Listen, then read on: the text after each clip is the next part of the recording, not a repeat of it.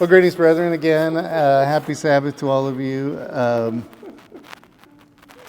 As I mentioned, we're going to be coming out with the September-October issue, which is typically kind of covering some of the fall festivals. And I definitely wanted to cover something that relates to atonement in the sense of putting away the enemy of mankind and of God. And we see a lot of things happening in the world that are very disturbing.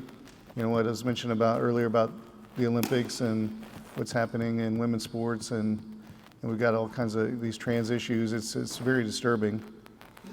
We know their efforts to destroy the family, to remake society.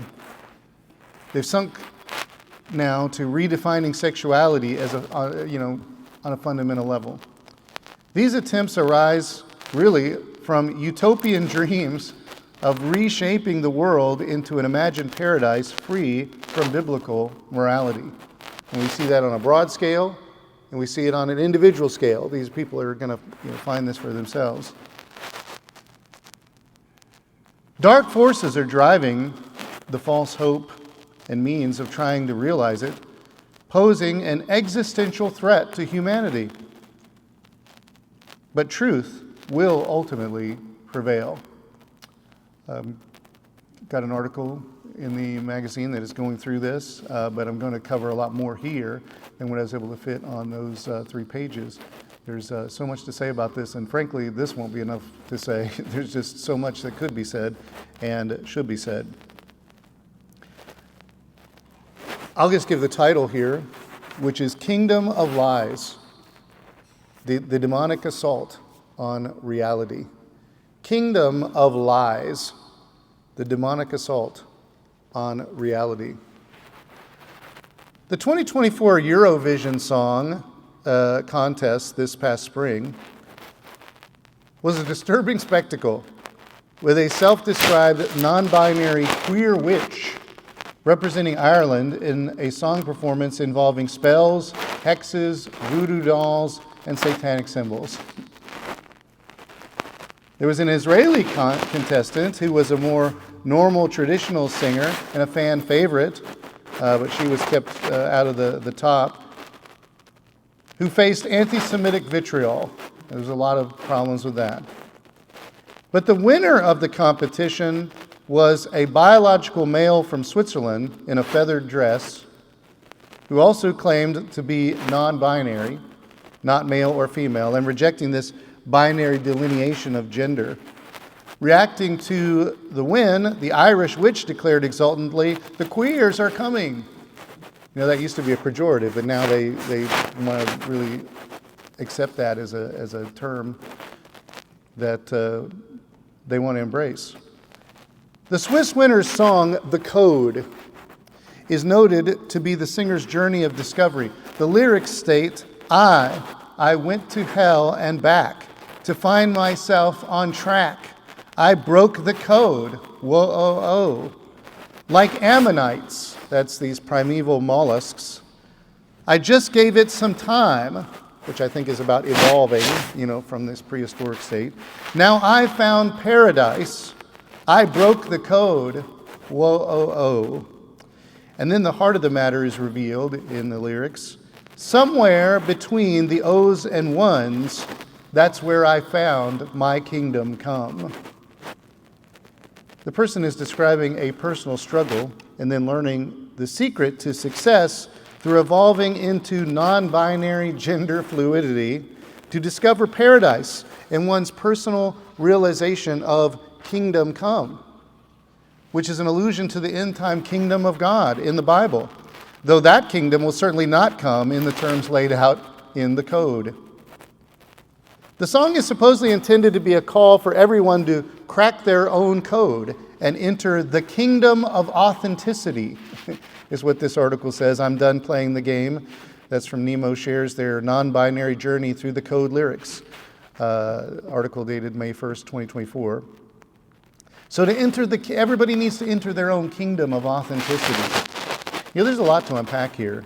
This idea of breaking the code to find paradise is a form of Gnosticism, which includes the concept of attaining secret knowledge. That's what gnosis is, knowledge, secret knowledge, to reach the highest heaven and ultimate experience of spirituality. The code that's broken here is on one level, that of biological reality set within one's DNA, broken in claiming a non-binary gender identity.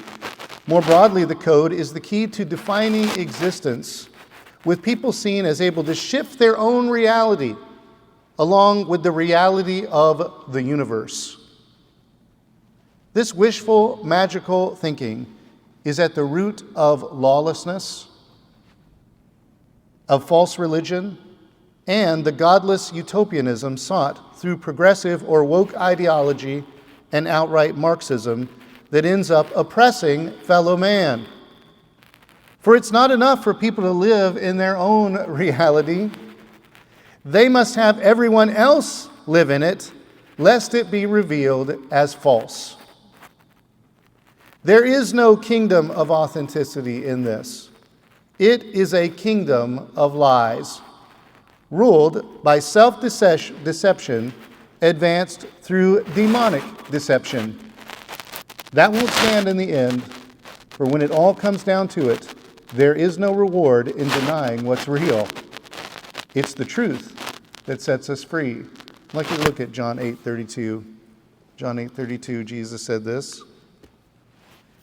You don't have very many verses on the front end of this message. I've got a lot more on the back end. I hope I can get to all those, but I do have a few I want you to turn to here. John 8, in verse 32. And I actually back up to verse 31. Jesus said to the Jews who believed in him, "If you abide in my word, you are my disciples indeed, and you shall know the truth, and the truth shall make you free." The truth. So the first section here I've titled Forcing Make-Believe. Forcing Make-Believe. These days we often hear of people supposedly speaking or finding their own truth, as if they are the arbiters of truth. Yet we might ask, as Pontius Pilate famously responded to Jesus Christ, and I'll just reference this is in John 18:38, Pilate said, "What is truth?" Well, in simplest terms, truth is reality, the way things actually are. And that's not up to individual determination. It's according to the determination of the author of reality, the Creator God.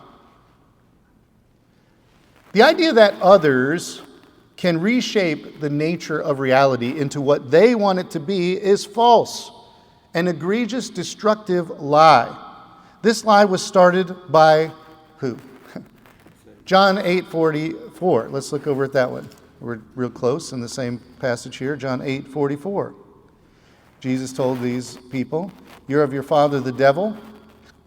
The desires of your father you want to do." He was a murderer from the beginning and does not stand in the truth, because there is no truth in him. When he speaks a lie, he speaks from his own resources.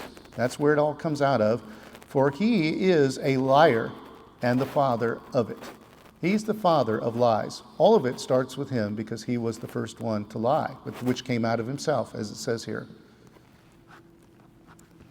And he and his demonic minions have been using this lie to corrupt the world throughout man's existence, promising freedom and a happy world by means of reframing everything to make it so.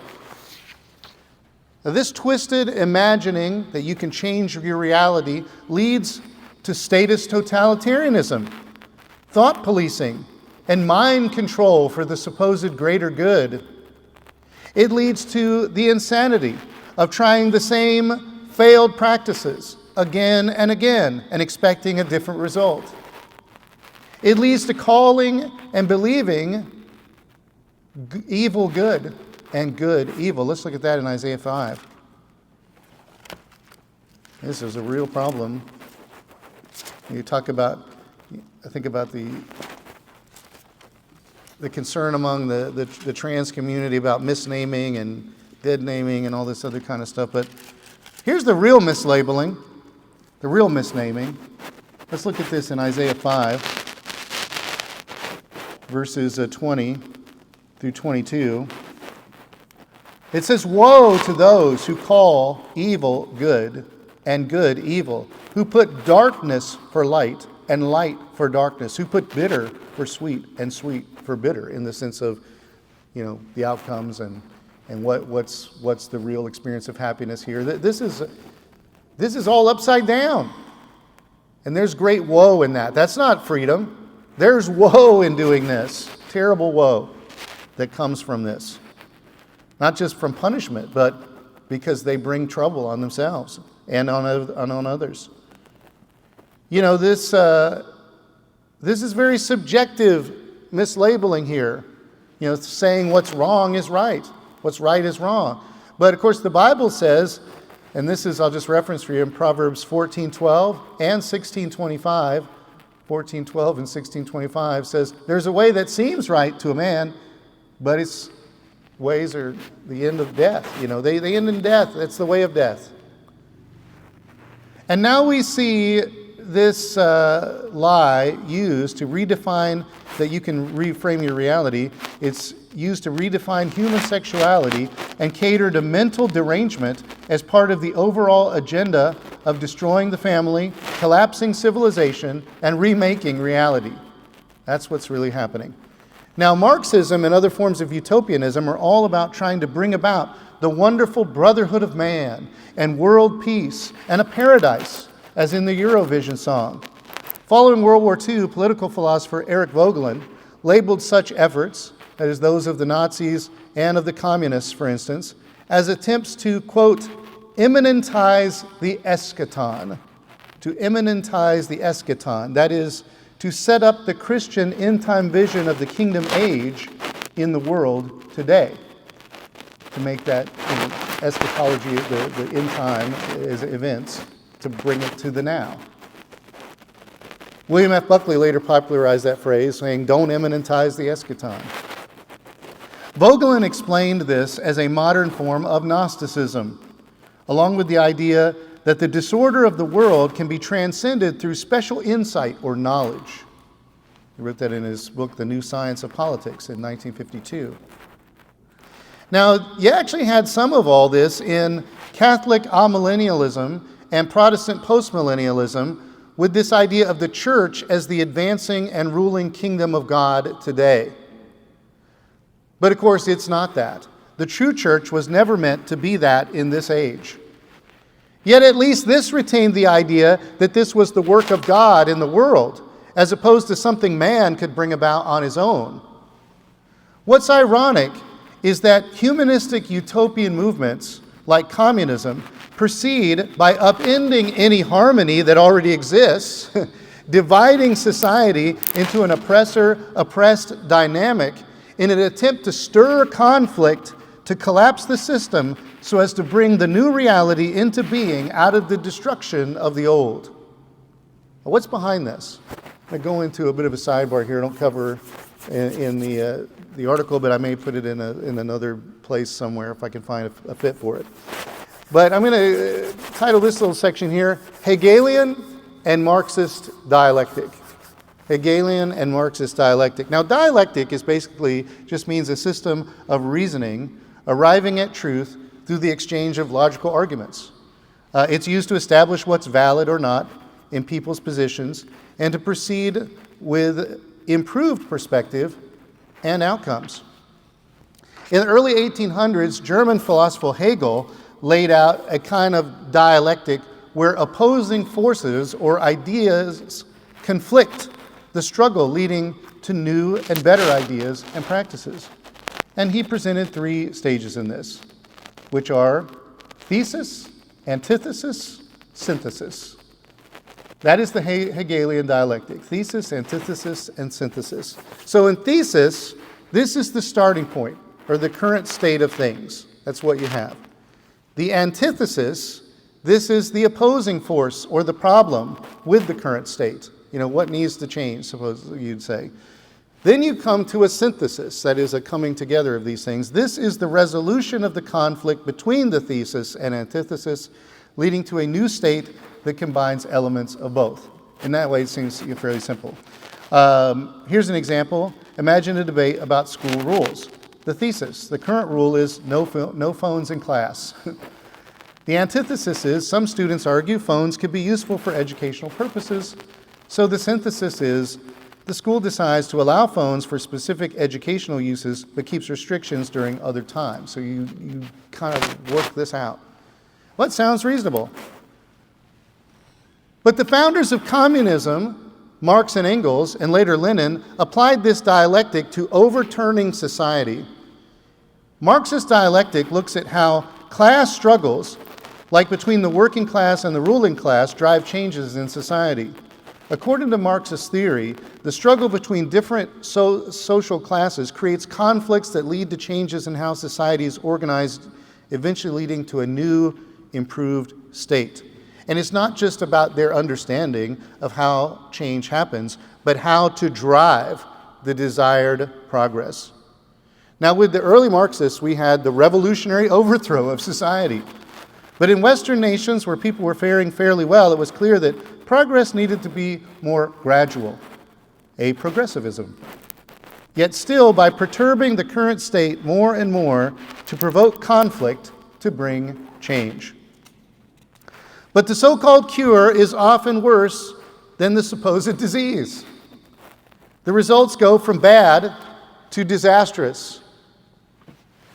Yet the utopian movements keep advancing with blinders on, refusing to see reality.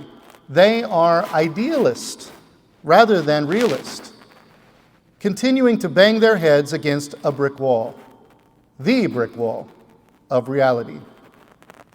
In the history of these movements, the same governing economic and moral principles are repeatedly forced through despite the evidence that they are unworkable. For instance, when socialism breaks down and doesn't work, like in Venezuela with people eating zoo animals, socialists resort to excuses about implementation, never admitting the failure of its fundamentals. It will work, the thinking goes. We just have to make it work. The square peg into the round hole. The answer is to reshape reality to make it work by sheer force of will and pretending until the desire is manifested, all the while lying that the espoused principles are succeeding. So here's another little section I want to get into about this. The dialectic as a means to overturning reality.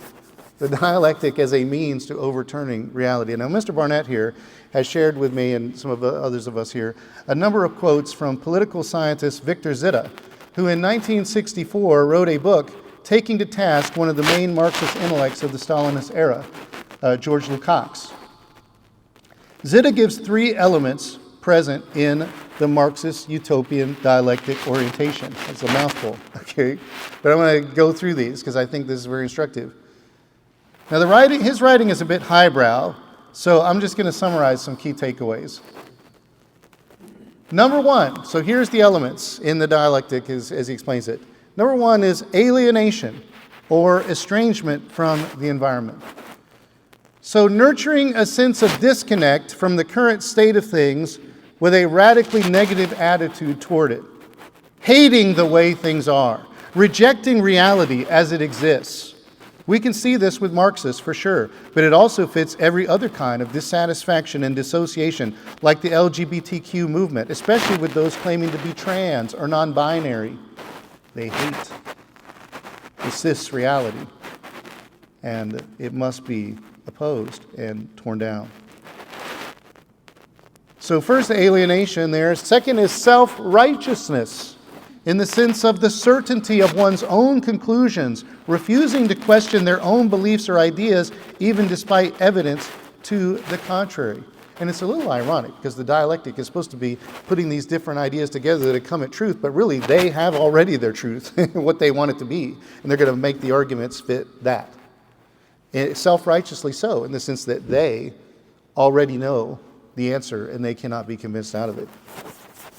Now, Number 3 is a reckless pursuit of utopia. A reckless pursuit of utopia, regardless of the cost to anyone. So they focus on a perfect, idealized future outcome to downplay or deny what's positive with the present, and with any problems in there trying to overturn it. The utopians are committed to their course no matter the potential consequences to realize the idealized future. And their solution? Impose the socialist utopia. Make it so. And here I will quote Zitta. This is a quote.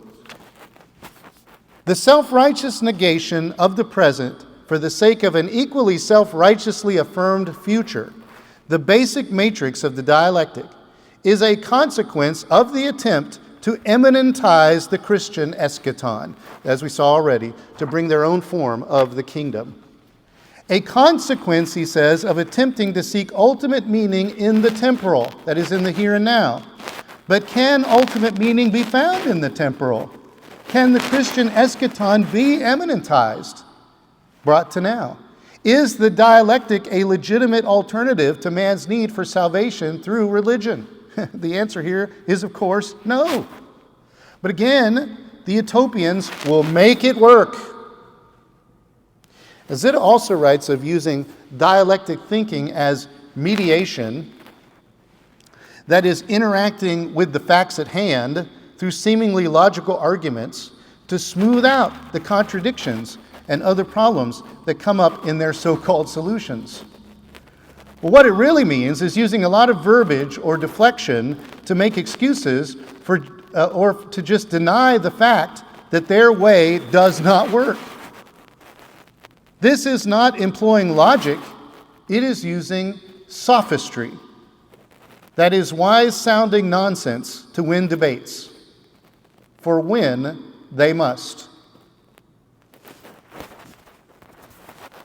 On the Gnostic side, and I did write this in the article, there is in all of this forcing of make-believe a sort of magical manipulation or practice of sympathetic magic. The concept is that certain symbolic actions will compel the natural world to behave as desired. For instance, a rain dance with certain shakings and sounds to invoke a rainstorm. It can even involve attempted conjuring, calling for spirits or gods to do one's bidding. We see it today in what's called the law of attraction. To think the right thoughts, to make things happen, to speak it out into the universe, to have the universe act in kind. Yet no one has such power. It is in fact attempting to subdue God, which is the height of hubris and folly. Magic, as all idolatry, is based on a total lie. Think of people seeking their own well-being through worshiping rocks and trees and planets. It's also absurdly false. I want you to turn over to Isaiah 44. Isaiah 44.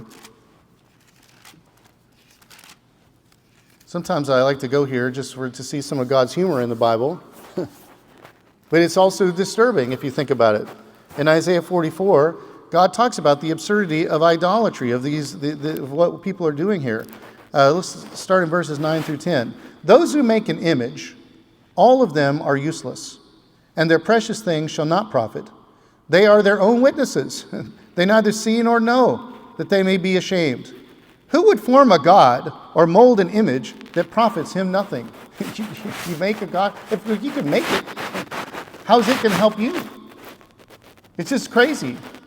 And then he continues down, go down to verse 13. "The craftsman stretches out his rule." We'll go to the end of the chapter here. "He marks it out with the chalk. He fastens it with the plane. He marks it out with the compass and makes it like the figure of a man, according to the beauty of a man, that it may remain in the house. He cuts down cedars for himself. He takes the cypress and the oak. He secures it for himself among the trees of the forest. He plants a pine.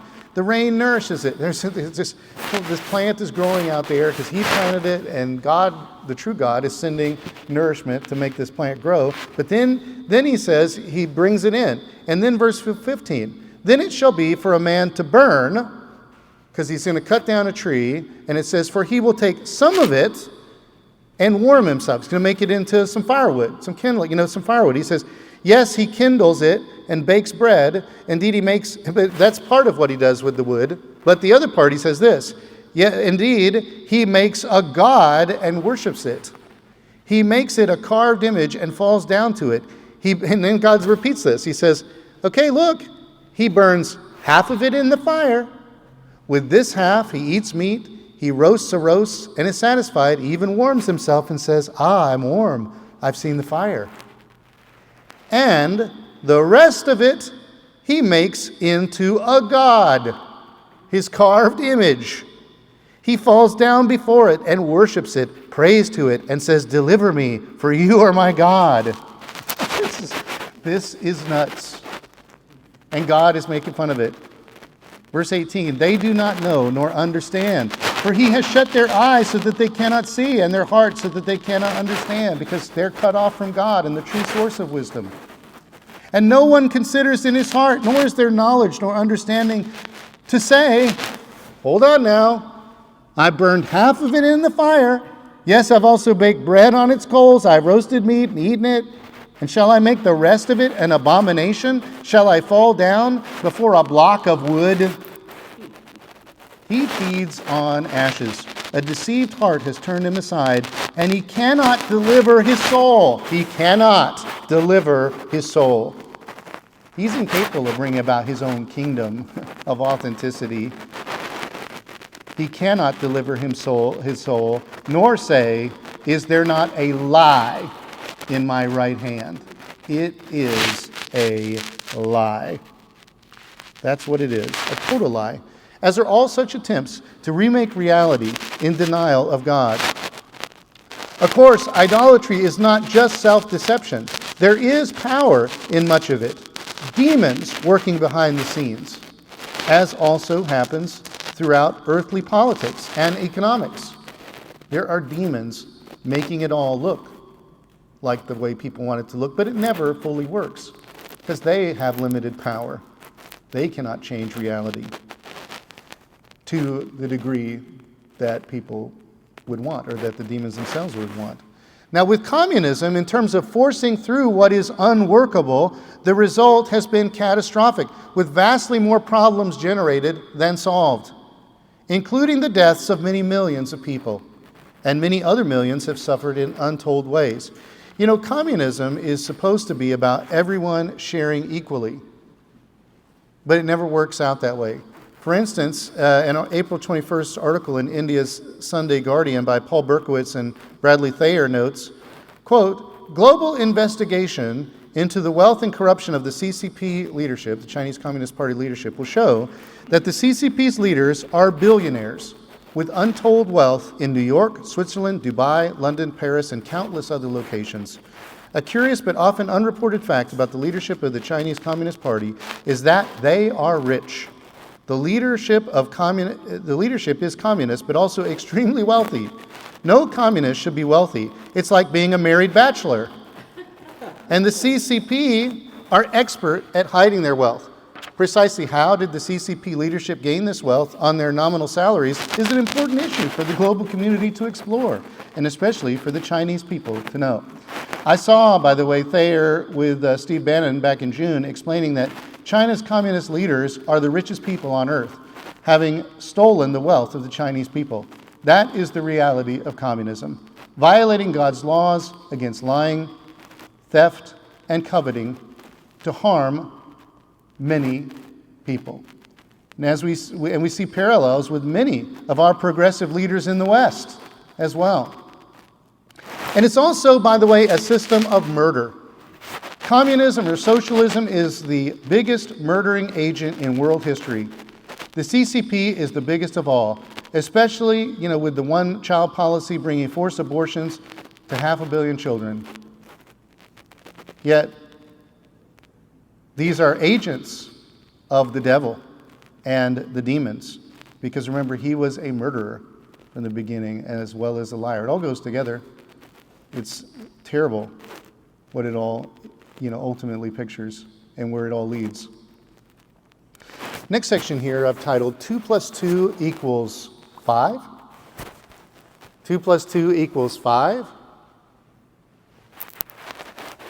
For Marxist regimes, it is critical that all live within the espoused reality, not being allowed to resist it or call it into question. The same has become true of leftist indoctrination throughout Western society today, with people blacklisted and canceled for not advocating the socio-political and ideological positions being broadly advanced, including the recent switch from transgenderism as a mental disorder to a sexual liberation to be celebrated. But how do you get people to conform to what is patently false? It's accomplished through propaganda, re-education, omission of facts, compulsion, gaslighting, which is feeding false information to get people to question their perceptions or sanity, brainwashing, and silencing. In George Orwell's famed dystopian novel 1984, the protagonist, Winston, is faced with the ruling party ordering him to reject the evidence of his eyes and ears. But he determines to hold on to truisms. The world exists. Stones are hard. Water is wet. And he writes in his diary, freedom is the freedom to say that 2 + 2 make 4. If that is granted, all else follows. Yet the totalitarian regime challenges that very point. Winston's inquisitor, O'Brien, tells him that reality is not external, but in the human mind, yet not individually, but only according to the collective and immortal mind of the party, which Winston must relearn to become sane. O'Brien then tortures Winston, holding up 4 fingers and asking, "How many?" To which Winston says, 4. But if the party says 5, O'Brien asks, then how many? Winston still says 4. But as the torture proceeds, Winston eventually says 5. But O'Brien calls this a lie because Winston does not believe it. "How can I help it?" he blubbered. "How can I help seeing what is in front of my eyes? 2 and 2 are 4. Sometimes, Winston, sometimes they are 5. Sometimes they are 3. Sometimes they're all of them at once. You must try harder. It is not easy to become sane." You know, once a person's mind is broken down to question basic reality, he is willing to accept false reality outright. Our educational systems and media today are not yet to this extreme, but they have become bastions of gaslighting and brainwashing. We now even see various professors rejecting the idea of math as neutral and objective, claiming that 2 + 2 = 4, quote, reeks of white supremacist patriarchy, end quote, and that the methods and results of this racist, sexist, gender normative, and thus oppressive discipline of math should not be accepted as reality. This is covered in an article I recommend by William Dembski called "The War on 2 + 2 = 4" at Evolution News. It's a great article from April 8th, 2024. Yet mathematics is part of the logic of the universe invented by the Creator. Thus, casting off the reality of math is a rejection of God and His designs and rules. And it's the same with gender, of which there are 2, male and female. Yet a U.S. Supreme Court justice was not able in her confirmation hearings to define a woman. How far we have fallen. Shortly after, the Cambridge Dictionary, which defines a woman as an adult female human being, added this definition: an adult who lives and identifies as female, though they may have been said to have a different sex at birth. Huh? Don't believe it? You must try harder. It is not easy to become sane. There's so much we could say about virtually every aspect of life. Besides fundamental understanding, God's spiritual laws that regulate our behavior were given to bring blessings to our lives, keeping us and others from harm. It is in denying that reality and choosing alternate ways of living, thinking that will bring joy and fulfillment, that pain and heartache have been brought into the world. Last section here is the rise and fall of the father of lies. The rise and fall of the father of lies. You know, this has all been palmed off on the world by Satan the devil. As already mentioned, he's the very father of lies. Saw that in John 8:44. And he has deceived the whole world. You read that in Revelation 12 times. He's deceived the whole world. His deception of humanity, if you turn back to Genesis 3, his deception of humanity began when he appeared to Eve as the serpent in the Garden of Eden and told her the big lie that she was immortal and could essentially be her own God. Let's read it here in Genesis 3, where he says, verses 3 through 6. She's telling him that God said, but of the fruit of that, tree, you shall not eat of it, nor touch it, lest you die. But then, verse 4, then the serpent said to the woman, you will not surely die. For God knows that in the day you eat of it, your eyes will be opened, and you will be like God, knowing good and evil, and determining it, because you'll be your own God, right? But really, this was about accepting his false reality along with him as her God. And Satan has continued to blind people to reality as the God of this age. Look at 2 Corinthians. Flip over there. We're going to turn to a couple of verses here in this chapter. 2 Corinthians.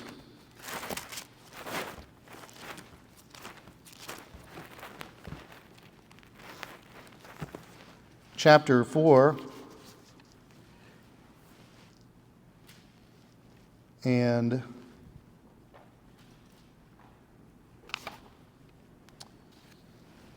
verse 4. Well, actually, it's starting in verse 3. But even if our gospel, Paul says, is veiled, it is veiled to those who are perishing, people in this world, whose minds the God of this age has blinded, who do not believe, lest the light of the gospel of the glory of Christ, who is the image of God, should shine on them. So they're blinded by a false god, the devil. The devil is really their God, who's blinded them to this truth about the good news of accepting God's reality. It's amazing.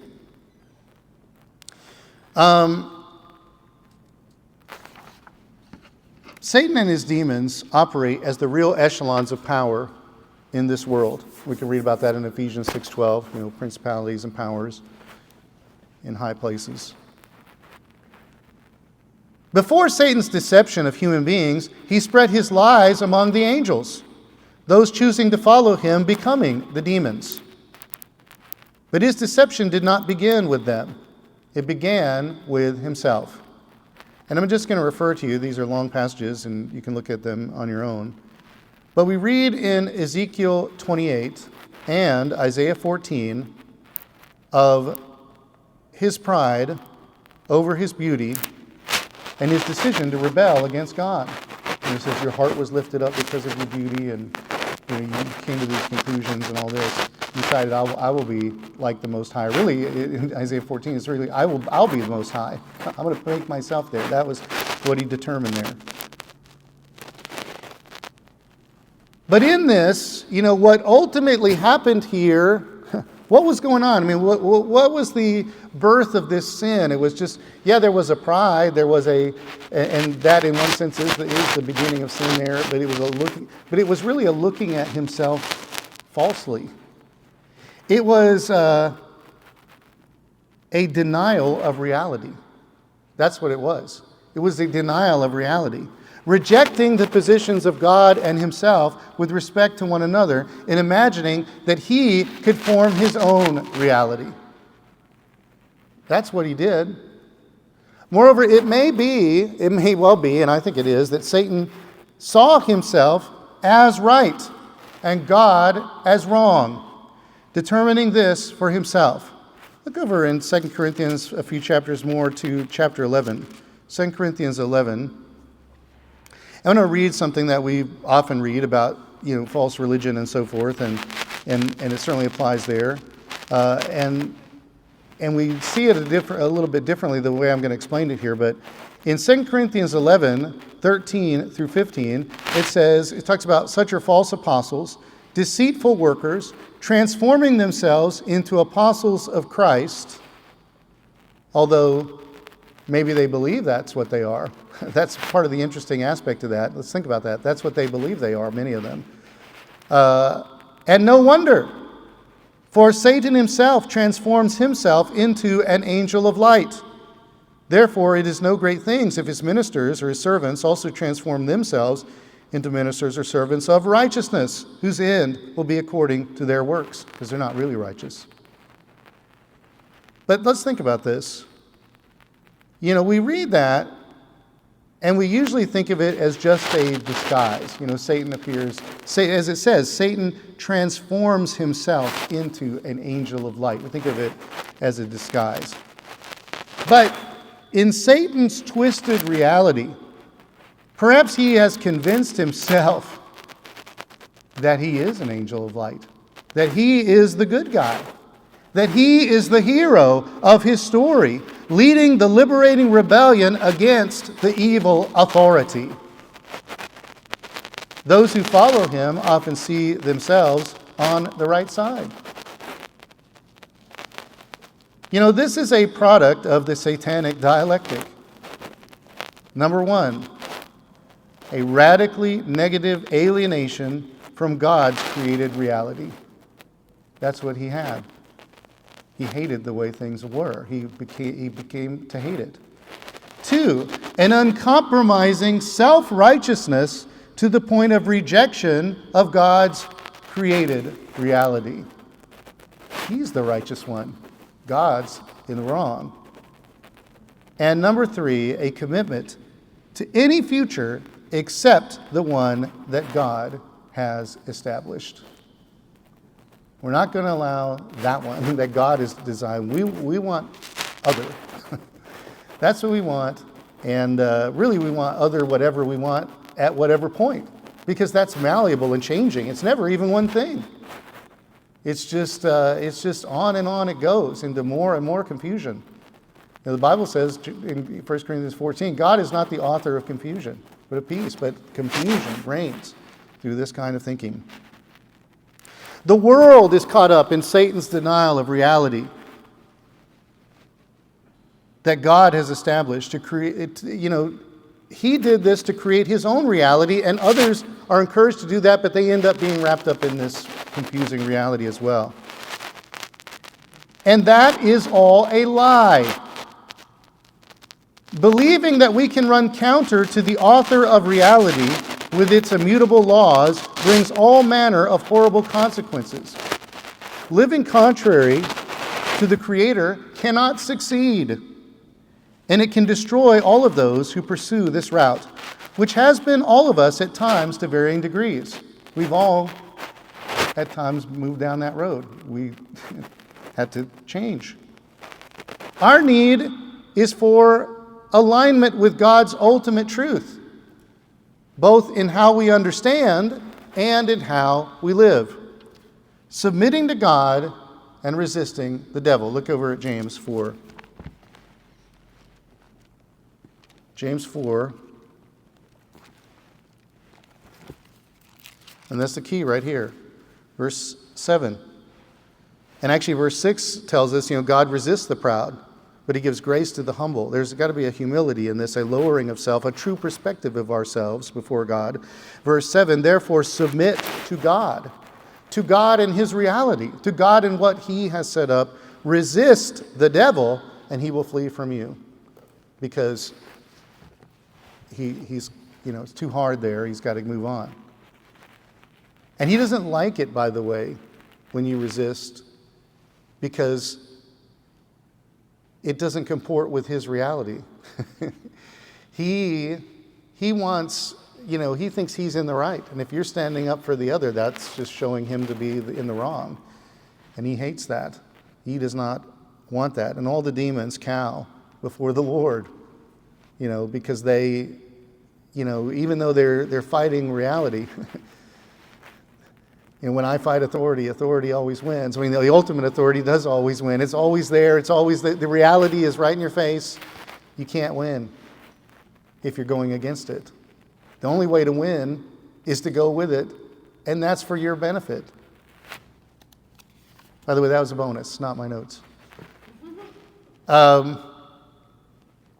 Soviet dissident Alexander Solzhenitsyn wrote a powerful essay in 1974 titled, "Live Not by Lies." And you can find that online. It's great. And basically, amid the crushing inundation of lies in society, he names, quote, "the simplest, the most accessible key to our liberation, a personal non-participation in lies. Even if all is covered by lies, even if all is under their rule, let us resist in the smallest way. Let their rule hold not through me. Our way must be never knowingly support lies. Instead, as he shows, we must stand for what we know is real and right, to live by the truth. The darkest days under the devil's rule are yet ahead. His lies will lead mankind not to paradise and a kingdom of authenticity bringing fulfillment, but to vast civilization destroying war and the brink of extinction.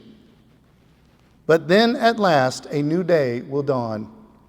With the return of Jesus Christ to rule the world, he will banish the devil, whose deceptions will then cease. You can read about that in Revelation 20, verses 1 through 3. And under the reign of Christ and his followers of this age, the world will learn the truth of God and how to live by it. And I'll just, it says it right there, and also in verses 4 through 6 of Revelation 20 about those of this age who will rule with Christ for 1,000 years. And I'll just reference Isaiah 11:9, which tells us that about the world, that they will not hurt nor destroy in all my holy mountain. For the earth will be full of the knowledge of the Lord as the waters cover the sea. What they will learn is what the dialectic is missing.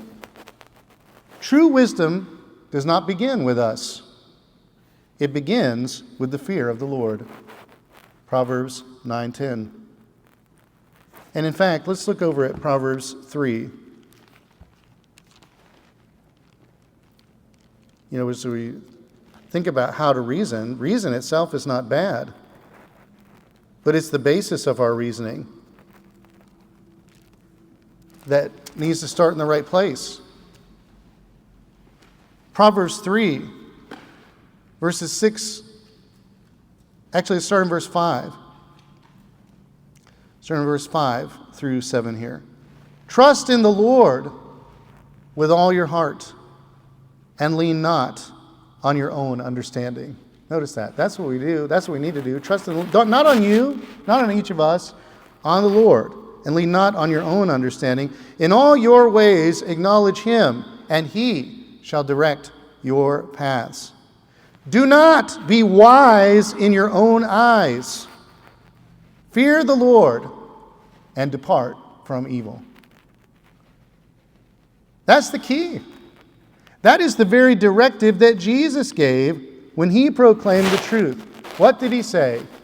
Repent and believe the gospel. Repent from what you've been, where you're going, your perspective. Humble yourself and believe. Trust what God has to say. Lean on that understanding and not on your own understanding. Lean on God's revelation. Accept what God says, not blindly, but through all the faculties that God has given us. Ours is a reasoned faith, yet from God through Christ as the author and finisher of our faith, as you read in Hebrews 12:2. As Jesus promised those who would accept him and follow his teachings, as we read again, I'll just quote for you John 8:32. And you shall know the truth, and the truth shall make you free. One day, lies will be no more, but the kingdom of the God of truth will flourish forever. Let us all live in the wonderful reality of God.